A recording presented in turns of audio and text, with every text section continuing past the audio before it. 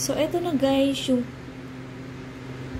yung aking nanalo sa premiere kahapon. Plinay ko siya ng 4 hours and 29 minutes. Tignan natin sa watch history kung sino.